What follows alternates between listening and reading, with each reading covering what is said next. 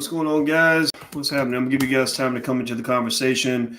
I want to say hello, everybody. Welcome to drboycetv.com. This is the home for intelligent Black people. So if you are not Black and intelligent, you may want to get the fuck out.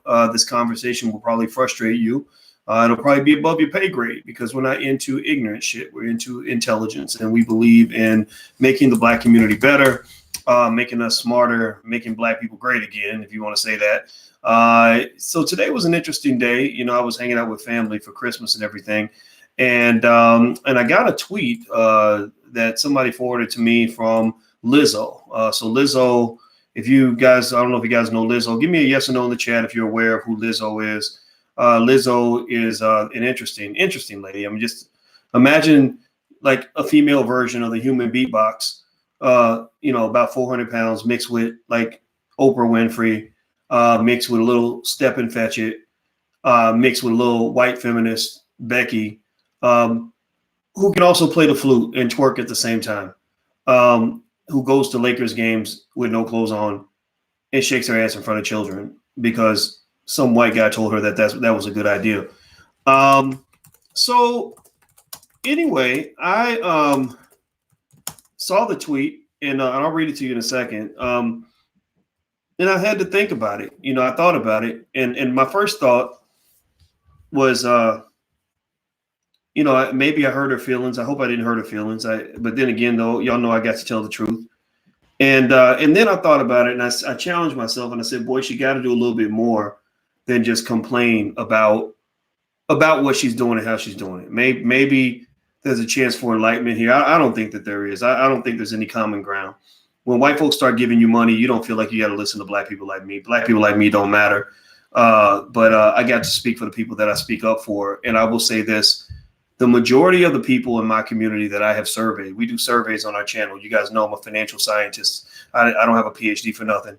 And we run surveys to see how people feel. And the vast majority of the people, we have hundreds of thousands of people on this platform. And the vast majority of the several 100,000 people that we surveyed felt that Lizzo's image is not a plus for the Black community, that she may be plus size, but she's not a plus for Black people. Now, do me a favor, before we begin, please hit the thumbs up button, hit the notification bell so you'll be notified when we go live. Please do that. So let's do our Black Power exercise. Hit the thumbs up button, notification bell, subscribe button, and then type Black Power in the chat to let me know that you did it. So on the count of three, 1, 2, 3, thumbs up, thumbs up, thumbs up. Notification bell, type Black Power in the chat, and also shout out your city. I'm gonna send a text out to let the tribe know that we're live right now. So give me 1 second here.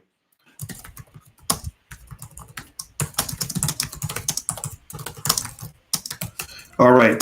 So Lizzo sends this tweet over through Twitter. I got it from Vicky Dillard. You guys know Vicky Dillard. She's on FlyNewBeingQueenTV.com. And I'm just going to tell you like this, point blank period. You know, I really love Vicky Dillard. Vicky Dillard, it's because of the Vicky Dillards of the world, because I have so much respect for the Vicky Dillards of the world, that I have to challenge the Lizzos of the world. I'm not into the business of hating people. I don't hate Lizzo for being who she is, but I got to challenge you. I got to challenge you because, sometimes when you know too much as a Black man, you confuse people. Sometimes you say things that hurt people's feelings because you understand the history. We got receipts on this white supremacy thing, and we know how insidious it can be. We know how white supremacy works. And so, when I see Lizzo and I see her up on stage, shaking her ass, again, the fat Cardi B, that's basically what she's the fat Cardi B. It bothers me because I see the Vicky Dillards of the world. I see Black women who are intelligent, Black women who represent the community well, Black women who believe in the Black man, Black women who aren't making their career man bashing and going out here and making fools out of themselves, who can't even get an ounce of airtime on TV, can't get an ounce of airtime on national TV, but yet you'll take this lady who's embarrassing her family, acting a goddamn fool. Y'all know she's a fool, seriously. Y'all know it. I mean, I'm not dissing her. I'm not dissing her as a person. Or maybe I am, but that's not the point here. The point is not to tell Lizzo to be a different person. I'm not telling Lizzo to change who she is. I'm not telling her to change who she is. What I'm saying is that you got a whole lot of sisters out here that are talented, that are doing things the right way, who can't even get any attention to their work because they're not pulling their ass out just because a white man waved $1. They're not shaking their ass at a Lakers game to get attention. They're not out trying to, become mega thoughts in order to get a record deal. Like they're really doing it the right way. And so unfortunately, Lizzo represents the ultimate minstrel show. Now give me a yes or no. Tell me, let's start here. Let's ask this question. I'm gonna ask you guys a yes or no question. Do you think that Lizzo represents the tradition of the minstrel show? Do you think that she is a minstrel show? Give me a yes or no. Yes or no in the chat. Do you think Lizzo represents the minstrel show? Or do you think Lizzo somehow represents progress for Black people? Yes or no? Give me a yes or no. Okay, I see a no from Lisa. Okay, Lisa, that's cool. It's okay for you to have your opinion. Like, you ain't got to agree with me to be on this platform, right? Y'all know that this is what's always true. You do not have to agree with me in order for us to talk. In fact, I like hearing from people that don't agree with me. Let me just tell you like this. I'm gonna tell you what happened in my own household when my goddaughter, who came to visit, she works over the Oprah Winfrey Studios. When she came here for Christmas, and when she heard about the whole, Lizzo shooting the tweet and what I said and everything, she said, "I don't agree with you." She said, "I think you're hard on Lizzo." And I listened because I love her and I respect the women in my family and the men, and I listened to her. And I gave my point of view, she gave hers, and we just kind of met in the middle ground. Now the kids played a Lizzo song on the Spotify, right? And I was like, wow, she's really talented. I like her music; it's really good. But then check this out. So in the background, we got this crazy new refrigerator that actually plays music, and it's like some old bougie shit. So on this refrigerator, they show you with Spotify, they'll show you the album cover when of the song that you're playing, right? And so there's a picture of Lizzo, and she's like totally naked. Anybody seen that? Anybody seen that that album cover where she's like sitting there totally naked? And you know what it reminded me of? Anybody remember that album cover Biggie did, Ready to Die, where he's sitting there in diapers and he's like totally naked except he got a diaper on? Like I said, she looks like Biggie. Like she looks like the grown ass Biggie with a wig on right now. Like this. And why she got to fucking be naked? Like, why can't you play the flute and be talented? Why you gotta be naked? And now Lizzo, I'm sure, would have a reason, right? Of course, her reasoning would be because I'm free and I'm proud of who I am and body positivity and all that. Yeah. But really, you're probably naked because you tried to do it the right way, and you found out that as a Black woman, you're gonna be forced to coon out a little bit if you really want that big record deal. That's just real. That's why I tell you, Black people need to own our own media, because you see so many examples of intelligent, talented Black people debasing themselves to become, mumble rappers, thoughts, or just ignorant motherfuckers in order to please white people. So they do what they got to do in order to get ahead. So I feel like with Lizzo, and I read her bio extensively. I read about her background from Detroit, how she moved to Houston, then she moved to Minneapolis. I even saw her full name. I don't remember what it was, but I wanted to understand who I'm talking about before I start talking. I don't want to just make it come out like I just hate Lizzo. I don't hate Lizzo. I hate what Lizzo represents. Lizzo, the person, I don't hate Lizzo, the person, I hate Lizzo, the product.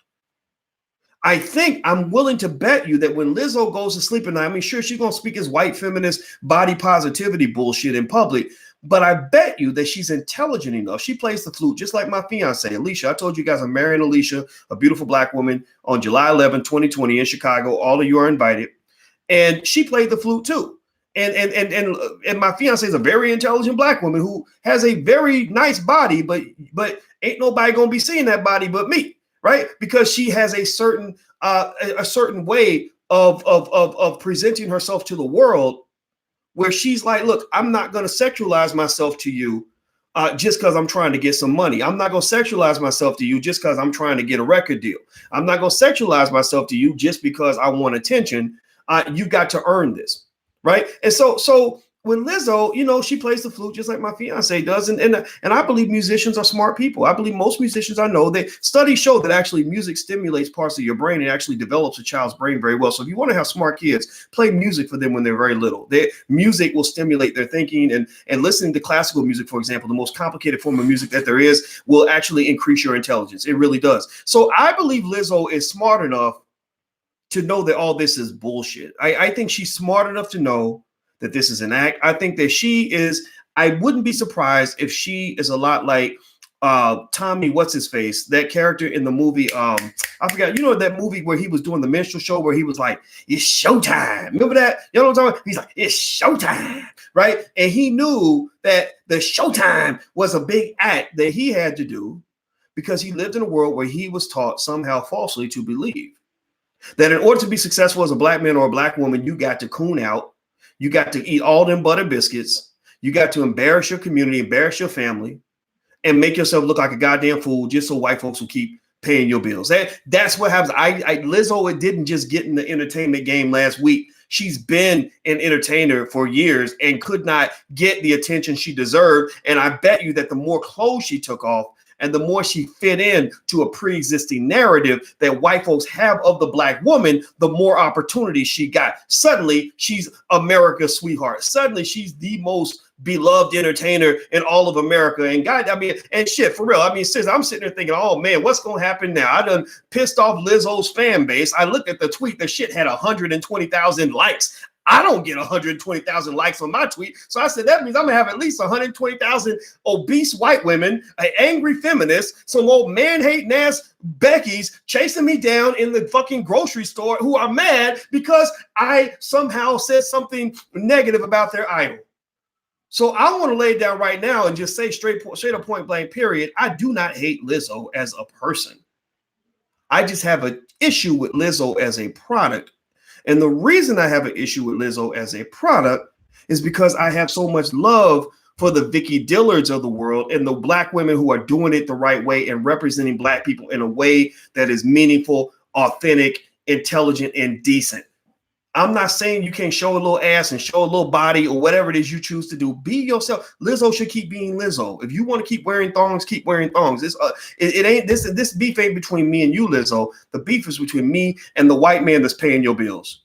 It's between me and the people that run the music industry who only allow black people to have any form of opportunity if they show up wearing the cuneiform. If you show up wearing the cuneiform, then you'll get all the opportunities in the world. If you show up wearing the cuneiform, then they will celebrate you at the Oscars and the Emmys and the Grammys and the Soupies and all the other bullshit award shows that mean absolutely nothing. So Lizzo, unfortunately, she's as much of a victim of this nonsense as I am. She's as much of a victim of this as you and I. And I think that is probably what drove her to sort of lash out on this tweet. Because why are you gonna lash at me? I ain't shit. I don't matter. I'm just you got white people's money. Why do black men even matter anymore? So when white people are willing to pay your bills, right? That's what happens. These entertainers get famous and white folks start getting the money and they're like, oh well, I don't have to listen to black people anymore. Who cares what they think? Right. And but here's the deal. Here's your problem right now. There are a lot of black people who are really mad at you. You know, and I mean, it ain't just about people like me. I'm actually the same way Lizzo is a representative of white feminism and this idea that we should co-sign and approve of any ridiculous shit that anybody does. The same way she's a representative of white feminism, I'm a representative of black intelligence and black liberation. And so the same way you have a constituency of white women and Beckys all over the world who love you, think you're great because you fit the mammy role. You as Monique said, you remember Monique, the comedian, came on this platform. Monique, when she came on the show, I asked Monique, I said, Monique, why does everybody love Oprah so much? Because Monique don't like Oprah, right? So Monique, I asked her that question. I said, why do you think people love Oprah so much? And you know what Monique said? She point blank, she said, because she's a fat black woman. And that was her way of saying that she was a mammy. So the mammy role, the mammy stereotype plays very well in white media. That's just a fact. That's a fact. So when Alicia and I were watching and we see Lizzo jump out there with a bunch of giant women, like they're all like like twice the size of a linebacker, and they're all running out and they're all shaking and moving back and forth and everything, and all the white women are going crazy like, girl, we love you, we love you. We were like, wow, oh, she's a mammy. I bet you her songs are all about how men ain't shit, right? Because that's what the white feminist thing's all about. It's a gender war because they hate men. Oh, and they really hate the black man because the black men, we're filled with toxic masculinity, and we're just you know we are. And you remember the Root? Remember when the Root wrote that article? Remember the Root is that black publication that's actually run by white people, and they had that stupid article where the guy said that straight black men are the white men of black people. Anybody remember that? Like just that type of nonsense. Like it's representing kind of a whole cultural narrative that is force-fed down the throats of society. And I just represent the resistance. I represent those people who actually have this old-fashioned thing that nobody has anymore called common fucking sense. And we're looking at this shit and we're saying this is just stupid. This is just stupid. So anyway, let me get in here and actually say thank you to you guys who are making donations in the chat. I see Childlike. Is that Childlike? Canel, take a listen to our smash hit Reparations. Okay, on SoundCloud. Childlike is spelled KHILDLIKE. Childlike, and it's the song's called Reparations, is on SoundCloud. So go look that up. Thank you for your support. And I saw somebody else put something in here, and I missed you, so I'm gonna go back and try to find you again, so I can thank you personally. Hit the thumbs up button if you haven't done it. Please hit the thumbs up button. And I'm sorry, I missed the last donation, so I can't find you guys. I'm so sorry, but please hit the thumbs up button. So let me break down a little bit more of this real quick. Okay, so here's the deal. First things first. We took the survey, and I wanted to see how other black people felt. I had to figure out if I was born on the wrong planet, and I said, is it just me, or do other people see what I see when they see Lizzo? And so I asked black people, do you feel that Lizzo misrepresents the black community in a negative way? The majority of you said yes. The majority of you said you were either mildly uncomfortable or extremely uncomfortable with Lizzo's image in terms of what she's doing, what she's laying out there for the world. The other thing too is that when you talk about mammyism mixed with the hypersexualization of the black woman, this is something that's been going on since slavery. If you look at the three of the most popular black women in entertainment right now, and again, it's not their fault. They're just being who they are. They're just being who they are. I don't have a problem with the individual. I have a problem with those individuals that are in that role. I have a problem with the society that elevates those individuals above other people that are more reflective of what the community wants to represent. So three of the most powerful black women in entertainment right now are Lizzo, Cardi B, and Tiffany Haddish. They are all very similar to one another. They are all very similar. All of them pretty much hypersexualize themselves out in public, openly fantasize about white men. Cardi B's glad to tell you that she can swallow two cucumbers if you give her enough time to shove them down her throat. And she raps about this to like 7-year-old girls, and little 7-year-old girls are memorizing these lyrics. And then you wonder how the R. Kellys get a hold of your 13-year-old daughter when she's a few years later. And it's because she's been learning how to deep throat a cucumber since she was 7. So I'm sorry. It's like at the end of the day, we have a community that has some problems in terms of what we're actually teaching our children in terms of what defines normal behavior, right? If you don't challenge these things and challenge these narratives, then you're going to end up having some of the problems that we have as a community. You can't celebrate backward people and then wonder why your whole community has gone backward. You can't celebrate ignorance and then wonder why so many in our community are ignorant. There's a connection there. Keep that in mind. The other thing, so the other thing that's interesting here that I think we should think about is this. Body positivity, I can understand to a point. If you are tall, short, fat, thin, whatever, you should love yourself no matter what. Loving yourself is totally fine. But there's a difference between loving yourself the way you are versus feeling that you're perfect the way you are. And that there's no room for improvement. There's no need to change a damn thing because you're perfect just the way you are. When I was obese, when I was overweight, I was obese. I had a lot of weight on me. And I'm still not. I still ain't. I'm not The Rock. I'm not Dwayne Johnson. I'm not going to be in the Mr. Olympia contest anytime soon. But I made some progress. You guys saw when I started running. When I ran, first it was a 5K, then a 10K, then I ran a marathon, which was like hell. But that was my progress. That was my journey. Right now. Here's the thing. When Alicia and I started dating about 3 years ago, I was big. I was much bigger than I am now. And she loved me. She loved my old fat ass. She said, I love every inch of your fat ass. And she was okay with that. And she also even let me know that it's okay for me to not change who I am when it comes to how much she loves me. Like she was going to love me regardless. She made a commitment to be with me. But at the same time, she never once at any point allowed me to believe that it was okay to be 50 pounds overweight.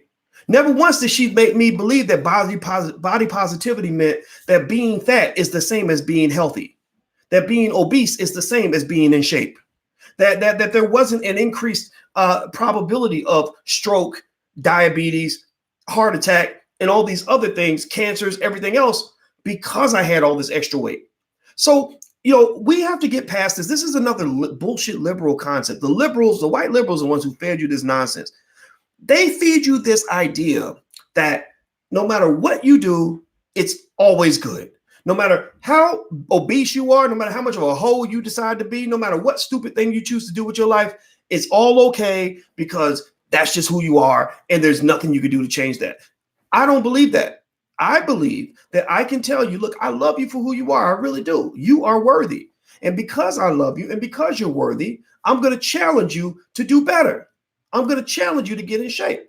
And so when I see Lizzo, I don't see that message. I don't see a message that says, hey, let's all work together. Let's go on the Lizzo weight loss journey and we all just lose weight together because we all want to be healthy. What I see is I'm 400 pounds. I'm just as good as I'm just as healthy as the skinny girls, and I'm gonna shake my ass in front of everybody, even little children. And this is my way of expressing my feminist freedom. This is me being a woman, is going out and acting like a mega hoe. Except I'm an unattractive mega hoe because I weigh like more than your father and his best friend put together, right? That to me, I don't know what's positive about that. I don't know. I just did not grow up in an era that said that being a hoe was a way to liberate yourself. I'm not one to judge what people do sexually. I don't care what you do in the bedroom. No, that's your business. But I think the idea of asking me to co-sign and pre-approve every ratchet, ridiculous thing that you choose to do in public, that's asking too much. And I believe, and most of the people, a lot of people I talk to, they agree with that. So I don't think it's a matter of hating people because they're big. There's plenty of big people out here. There's a lot of big people out here. It's just like being gay. Like this, everybody knows gay people out here. It's fine. Or people that cheat on their spouses. Nobody's gonna hate you because you commit adultery. But to ask somebody to approve of your lifestyle and to say that is a good thing that you're doing and to encourage you to continue to do what you're doing, that's a whole nother level. So I think with Lizzo, I think this whole idea of like, I'm big and gigantic and I want to like go shake it like I'm a porn star. And I just think that that's great. And you should let me just run rampant and act a damn fool and embarrass myself and my family and my community and pre-approve all of that. I don't get that. Most people don't get that. So with Lizzo, one thing I will read to you guys, if you want to know why I chose to lose weight, and maybe it'll affect your decision as well. Let me read some of this to you. This is an article from Harvard Magazine or Harvard University about the health effects of diabetes. The health effects of obesity. The health effects of obesity.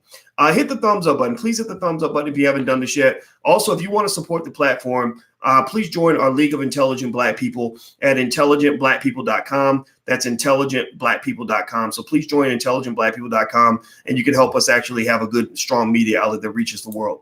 So what they say here is that excess weight, especially obesity, diminishes almost every aspect of health, from reproductive and respiratory function to memory and mood. Obesity increases the risk of several debilitating and deadly diseases, including diabetes, heart disease, and some cancers. It does this through a variety of pathways, some as straightforward as the mechanical stress of carrying extra pounds and involving complex changes in hormones and metabolism.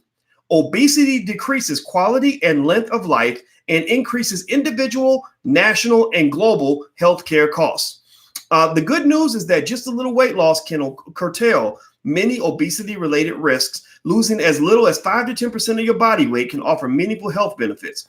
Now, another thing they said about obesity is that the condition most strongly influenced by body weight is type 2 diabetes. In the Nurses Health Study, which followed 114,000 middle-aged women for 14 years, the risk of developing diabetes, pay attention now, was 93 times higher among women who had a body mass index of 35 or higher at the start of the study compared with women with BMIs lower than 22. Weight gain during adulthood also increased diabetes risk, even among women with BMIs in the healthy range.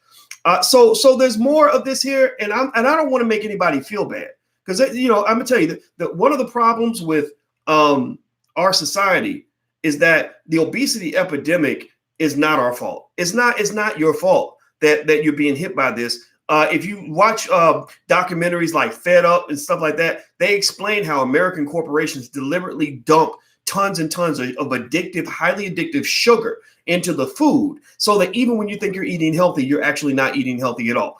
In fact, it was pretty sinister. They actually said that the World Health Organization wanted to lower the recommended daily allowance of the amount of sugar that you put in your body, and the food industry actually got with the government and threatened to take away billions in funding for the World Health Organization if they release that study, if they release that recommendation. So there's some real sinister stuff. In fact, Michelle Obama, this is another thing you may not know. When Michelle Obama, pay attention now, when Michelle Obama first got into office in the White House, one of the first things she wanted to do was get people to start eating healthier, right? So we would have a healthier lifestyle. And she talked about that. So then the food industry comes along and they said, we want to help her to do her job, right? They didn't want to help her. What they want to do is control her. So you notice Michelle Obama's message changed from, it shifted from, eat healthier, avoid sugar, to everybody just go work out. Remember Michelle Obama's doing jumping jacks with kids in the schoolyard and shit, right? Convincing you that the reason you're obese is because you just need to do more jumping jacks, right? But keep eating McDonald's French fries, keep eating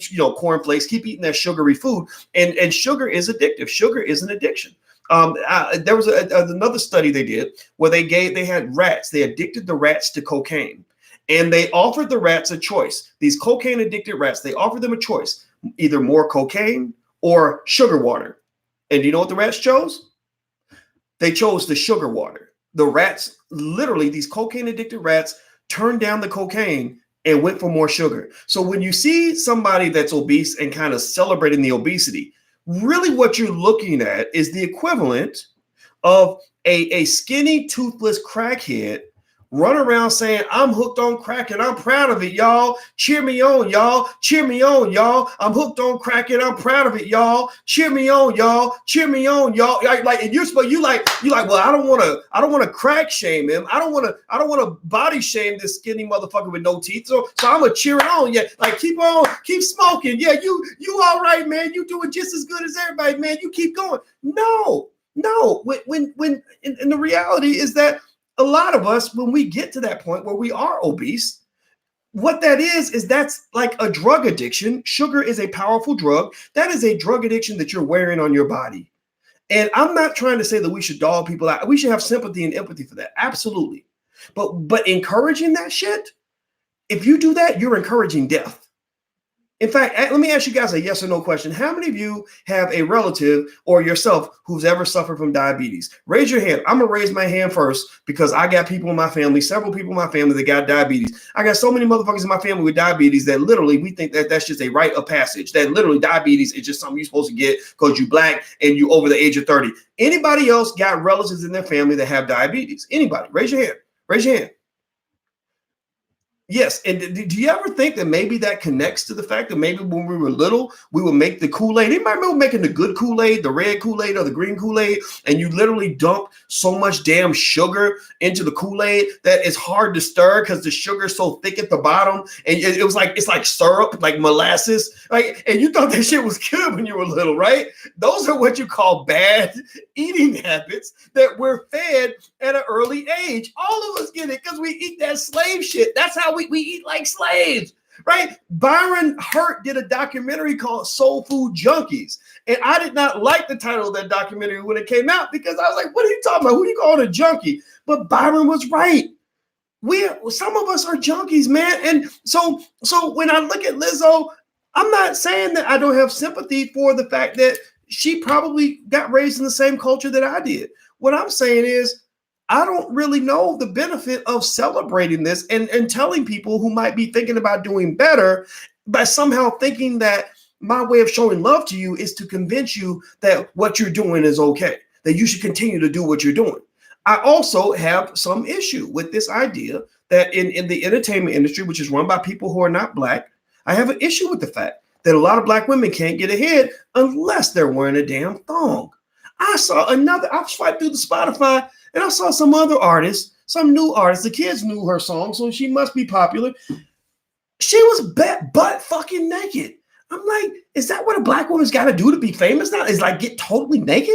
And then at the same time, you complain about the hypersexualization of the black woman. You complain about people kidnapping little black girls because we're sitting around fantasizing about them and want to put them in the sex trade. Or you complain about people, the R. Kelly's picking up little black girls thinking that they all fast ass girls because they've been listening to these rappers tell them that all this sexual activity is okay. Like, I think that you got to make a connection. You got to make a connection between what you're marketing and what you're getting. You must make a connection between what you're marketing to the world and what the world expects from you, right? If you're marketing chicken all day, then somebody's going to show up and ask for a chicken sandwich. So if the black woman is always marketed in a debased, debaucherous, raunchy ass, sexualized way, then that means that your white boss is going to look at you as a black woman with your beautiful brown skin and your sexy, delicious thighs and your beautiful, shapely ass. And he's going to be thinking that you're going to be down for whatever because he's been listening to Lizzo tell him that all she wants is a white man. She's listening to Cardi B talking about how she can deep throat a banana, right? He's listening to, Tiffany Haddish talking about how she would love to get Leonardo DiCaprio naked in an elevator so she could do whatever to him, right? So he's thinking that this is how black women roll, and the black women I know don't roll like that.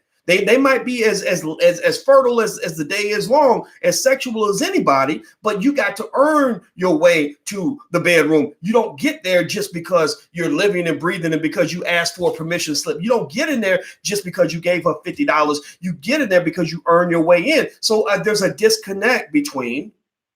huge disconnect between the black women that are marketed to the world and the real women that hold it down in our community. And I think Lizzo, maybe her overreaction to the whole Lakers thing is driven by the fact that she's hearing the ancestors who are in the back of her brain, in her subconscious mind, the part that they're telling her to push out. They're telling her, girl, what are you doing? You are beautiful. You are talented. You are amazing, just the way you are. Why are you letting these people turn you into a motherfucking clown? And I hate saying it like that, but that's what it is. When I see Lizzo, I see a very talented artist who's probably classically trained because she can play the hell out of that flute. She can sing her ass off, but nobody cares because they're only paying attention to the gimmick. That's what they're paying attention to. Now, I want to hit the thumbs up button. Please hit the thumbs up button. And I want to quickly acknowledge those of you who've donated in the chat. Thank you, Black Canvas Detroit. He says, please go subscribe to my channel where I talk on black finance topics from a 20-year-old's perspective. All right, Black Canvas Detroit. Everybody go look up Black Canvas Detroit's YouTube channel. Go subscribe, support this young brother. He's 20 years old. And man, I really respect you. Louise, thank you for your support. She says, Merry Christmas, Happy Holidays to you, Dr. Boyce and Dr. Alicia. And I'll also announce to you guys that Alicia and I did start the Boyce and Alicia Watkins Foundation. We are going to raise money. And the number one thing we're going to raise money for is to support independent black schools, because part of the reason that our community's messed up is because we letting white people educate us. No disrespect to white people, but you educate your people, we educate ours. I believe black people should be educated. Black children should be educated by black people. I just believe that. And definitely when it comes to culture and who you are as a person. That way you don't run into these kinds of problems. Jimilson Pierre Louise, PhD. Thank you for your donation. He says, please get my book, From Extreme Poverty to Success. So Dr. Pierre Louise's book, everybody write it down. It's called From Extreme Poverty to Success. It's on Amazon. Go look it up, From Extreme Poverty to Success. Good luck to you, Dr. Pierre Louise. And thank you, Gary Harper, for your donation. I appreciate you too as well, brother. Thank you so much. All right, guys. So I'm going to get on out of here. And thank you guys for hearing me out. And once again, sometimes I'm a little bit harsh. Sometimes Russell Simmons, actually, when we were working on that project together on the Obama thing a few years ago, I remember Russell did make a good point to me, and I took it to heart. He said, when you make a point, you don't always have to hit people upside the head with a sledgehammer. Sometimes you can be a little nicer because you go pretty hard, Boyce. And I said, yeah, you're right. I only know one speed. I'm a mobilizer. I'm not so much of a bridge builder. I'm the pastor who doesn't. I preach to the choir. I preach to the choir. I preach to the deacons so they can be better deacons and a better choir. I don't preach to the motherfucker outside who don't want to go to church. I don't have that patience. I let somebody else do that. So that's just my style. But I want to also make sure that I am clear that I'm aware of that. Like, I'm aware that sometimes if I say something, I can hurt somebody's feelings. And I really believe that Lizzo responded because she's feeling hurt. And if I hurt you, I am so sorry. And I apologize from the bottom of my heart if I hurt your feelings. But because I represent millions of little girls and millions of black people and black men and black women who are suffering under the treachery of the white supremacist system that perpetuates imagery of our people that is less than ideal, I have to speak truth. I have to speak that truth. And so with that being said, I'm not really going to really talk much about Lizzo anymore. And I wish her the best. I just hope that she considers what I'm saying, because I would hate for them to use you up and then spit you out when you're done. I've seen so many artists where they use them up, play them hard during the minstrel show, and then when the shit really hits the fan or something goes wrong, suddenly they throw them out and they find a new nigga next year. That's what E40 has a song with that chorus. They'll find a new nigga next year, and I don't want that to happen to her. So that's it. So I know the truth hurts, and that's my truth, and she spoke her truth, and God bless her. Because this ain't about her. This is about the system. So that's my point I want to make on this. So I'm out of here, guys. Have a good night. Merry Christmas. Happy holidays. Remember, for your kids, don't just buy them toys. Buy them assets. Toys will make them happy for 6 months. Assets will last them for the next 40 years. Buy them some shares of stock. Get on the Cash App right now tonight. Acorn, Stash, or Robinhood. Buy your kids some damn stock and do that on a regular basis. Every month, as much fast food as you buy for them, buy them shares of stock to match the amount you might spend on fast food or new shoes or movie tickets or clothes, because that's what's going to keep them going over the next 40 years and keep them out of the struggle. Okay, so do that for your kids over Christmas. And also in the Black Business School, we have a great business school for children. And the URL, I'll give it to you guys. It's blackmillionairesoftomorrow.com. That's blackmillionairesoftomorrow.com. So feel free to go check that out. I'll talk to you guys soon. Have a good night. I'll talk to you later. Peace.